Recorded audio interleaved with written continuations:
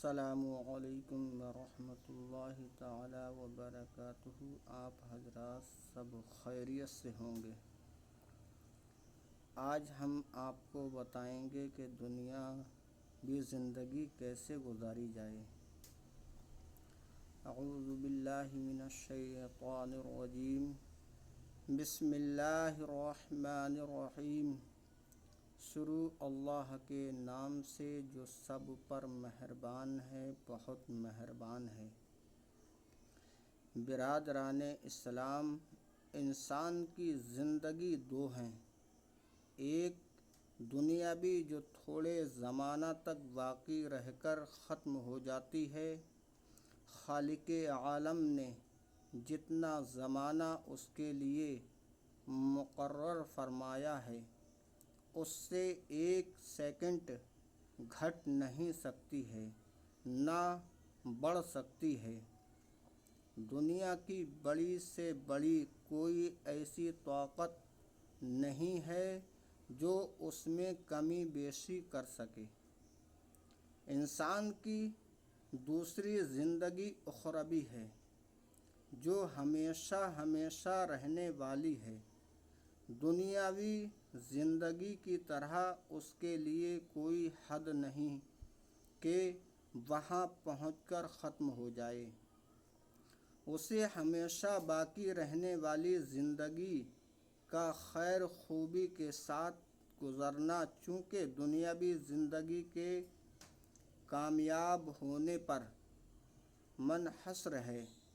اس لیے ہر عاقل کا فرض ہے کہ اپنی دنیاوی زندگی کو کامیاب بنانے کے واسطے ہر ممکن کوشش عمل میں لائے اور ہر وقت ہر آن اس کی درستی جانب متوجہ رہے۔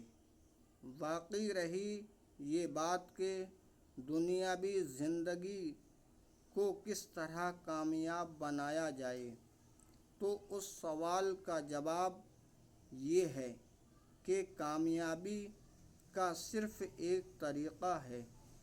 اس کے علاوہ جس قدر طریقے ہیں، سب کے سب در حقیقت زندگی کو خراب کرنے والے ہیں۔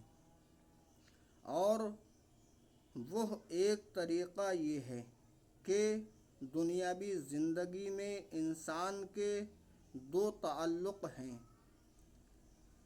ایک خالق سے اور دوسرا مخلوق سے۔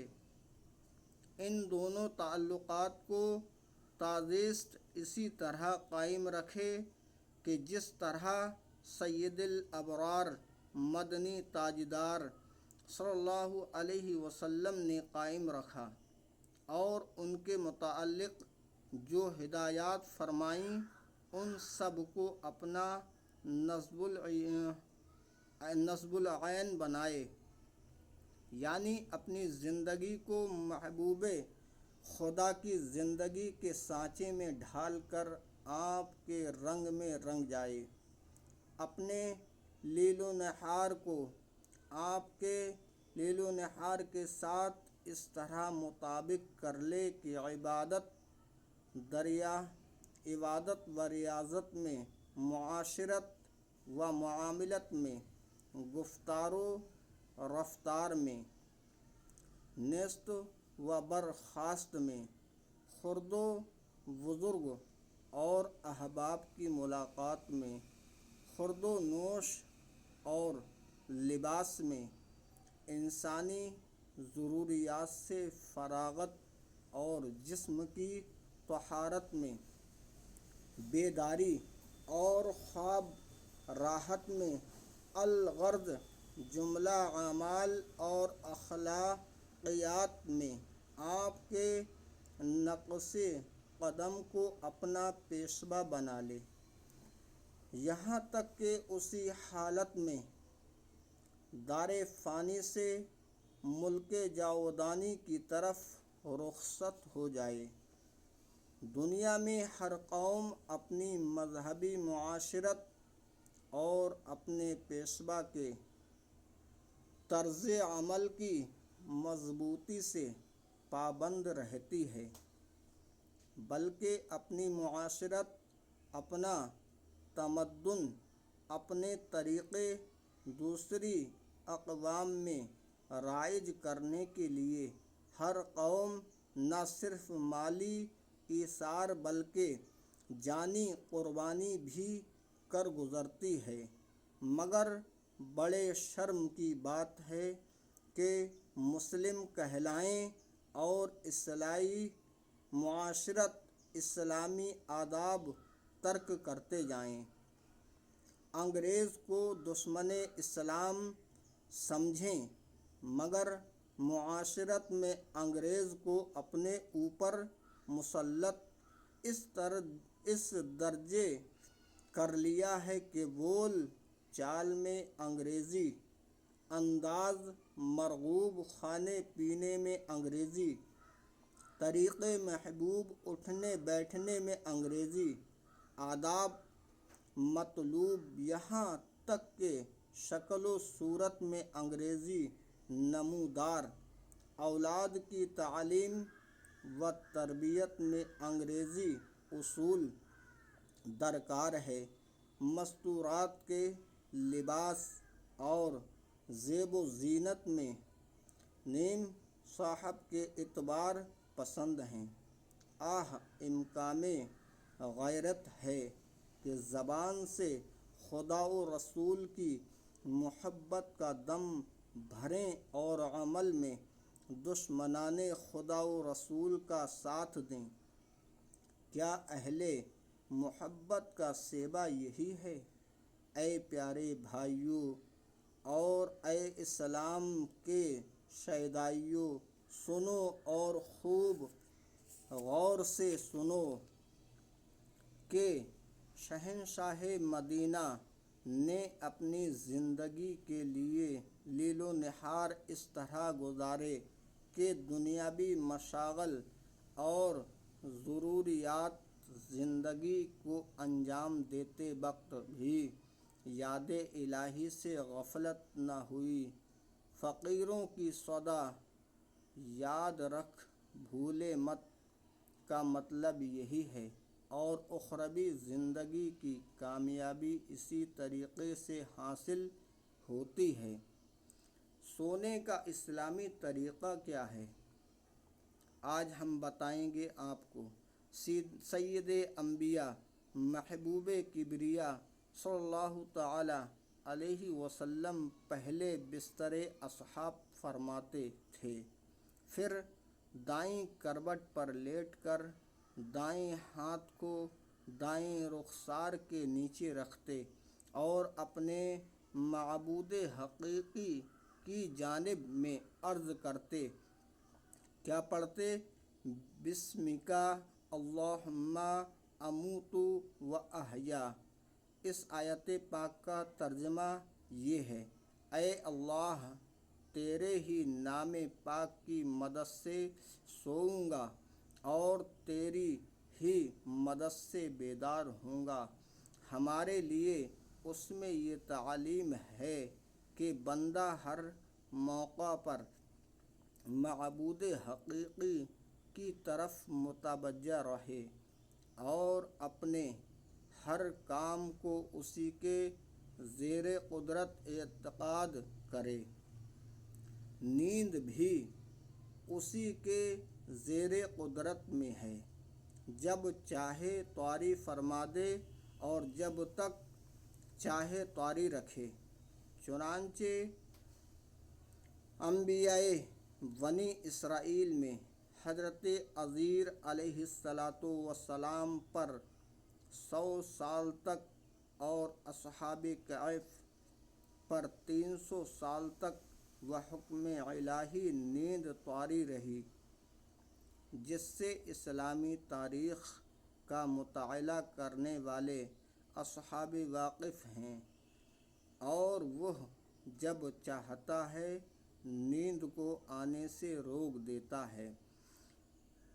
روزمرہ کا مشاہدہ ہے کہ ہم بستر پر پڑے پڑے کروٹیں بدلتے رہتے ہیں اور چاہتے ہیں کہ نیند آ جائے، مگر نیند نہیں آتی ہے، کیونکہ اس لیے کہ وہ نہیں چاہتا ہے کہ تجھ کو نیند آئے، اور جب چاہتا ہے آ جاتی ہے۔ نیند بھی ایک قسم کی موت ہے کہ بدن کے تمام اعضاء اس کے آنے کے بعد اپنے اپنے کاموں سے معطل ہو جاتے ہیں، اور نیند سے بیدار کرنا حیات سابق کا واپس فرمانا ہے۔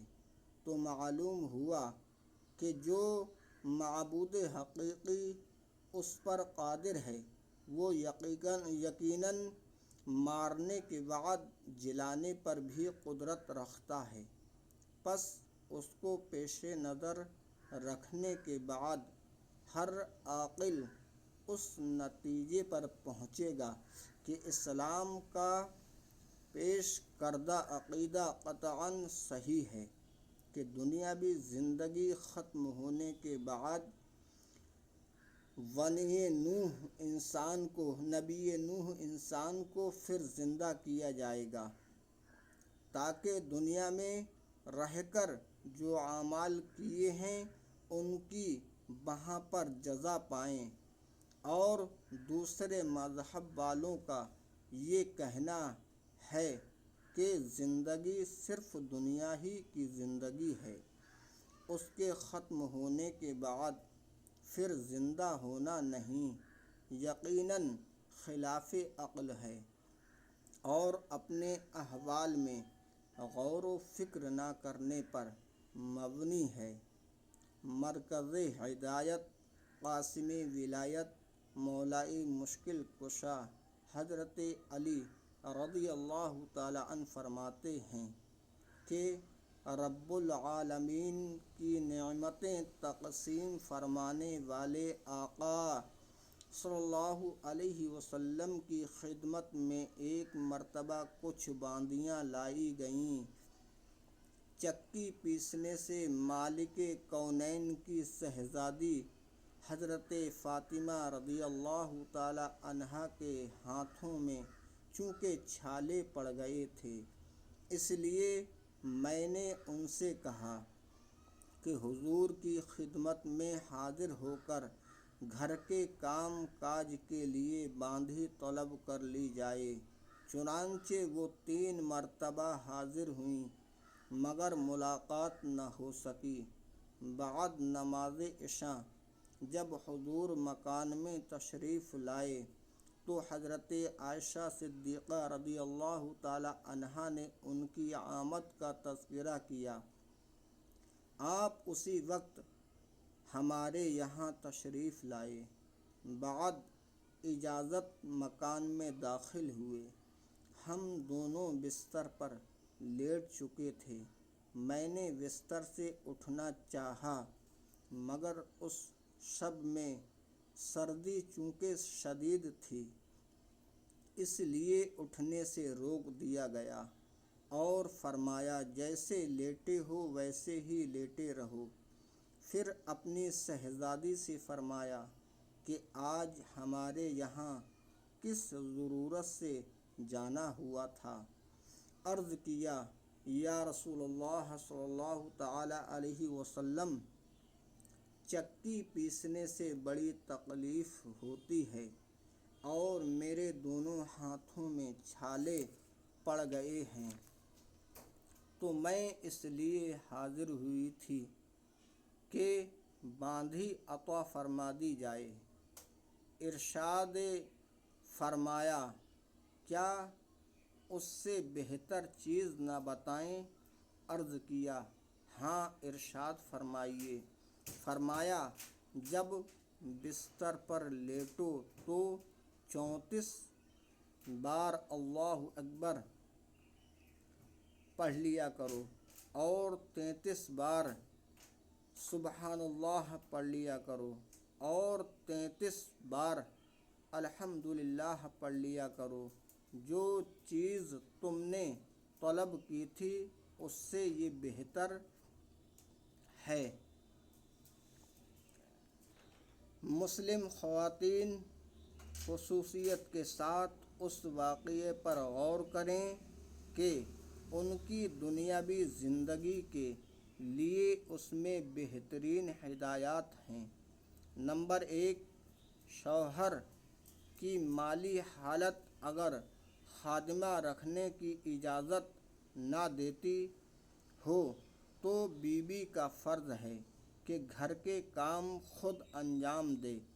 شوہر سے بیجا مطالبہ نہ کیے جائیں، جیسا کہ حضرت فاطمہ رضی اللہ تعالی عنہا نے عمل کر کے بتایا کہ سب کام اپنے ہاتھ سے انجام دیے، یہاں تک کہ چکی بھی پیسی۔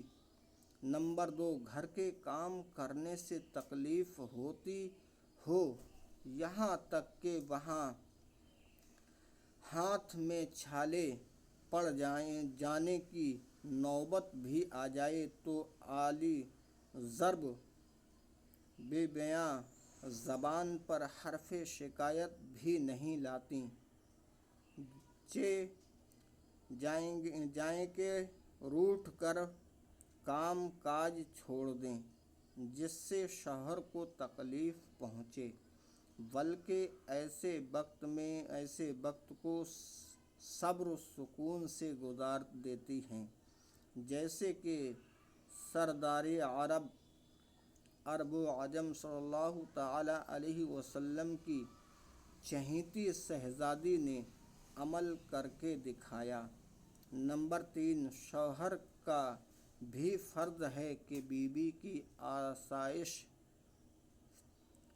و راحت کا خیال رکھے اور اس کی تکالیف دور کرنے کے لیے مناسب تدابیر اختیار کرتا رہے، جیسا کہ شیر خدا حضرت علی مرتضیٰ رضی اللہ تعالی عنہ نے اپنے عمل سے بتایا کہ باندیوں کے آنے کی اطلاع پا کر حضرت فاطمہ رضی اللہ تعالی عنہا کو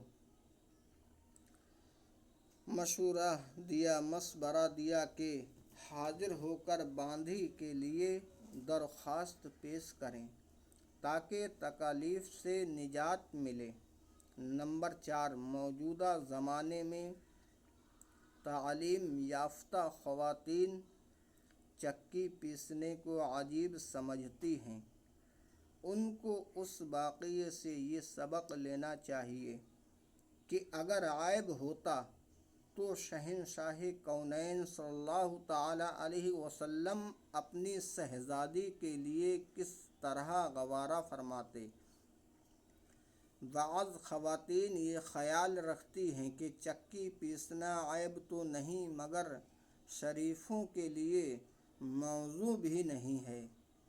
انہیں اپنے خیال کی اس طرح اصلاح کر لینی چاہیے کہ محبوب کبریا صلی اللہ تعالی علیہ وسلم کی شہزادی سے زیادہ تو درکنار کوئی خاتون شرافت میں ان کے برابر بھی نہیں ہو سکتی ہے، تو اگر چکی پیسنا شریفوں کے لیے موضوع نہ ہوتا تو آپ ان سے فوراً ترک کرا دیتے۔ پس معلوم ہوا کہ شریفوں کے لیے چکی پیسنا موضوع نہیں۔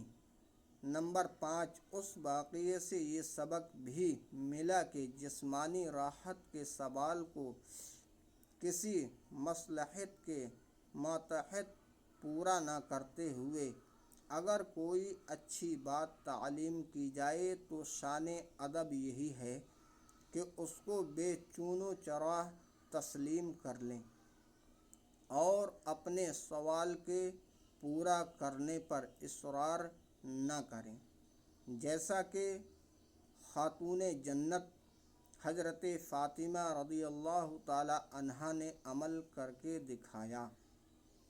رحمت دو جہاں صلی اللہ تعالی علیہ وسلم نے فرمایا، جو مسلمان سوتے وقت آیت الکرسی پڑھ لے تو خود بھی امن میں رہے گا اور اس کا ہمیشہ یہ بھی بلکہ ہمیشہ یہ کا ہمیشہ یہ بھی بلکہ ہمیں اس کے گرد کے مکانات بھی امن میں رہیں گے۔ بیضاوی شریف کی حدیث پاک۔ السلام علیکم ورحمۃ اللہ تعالی وبرکاتہ۔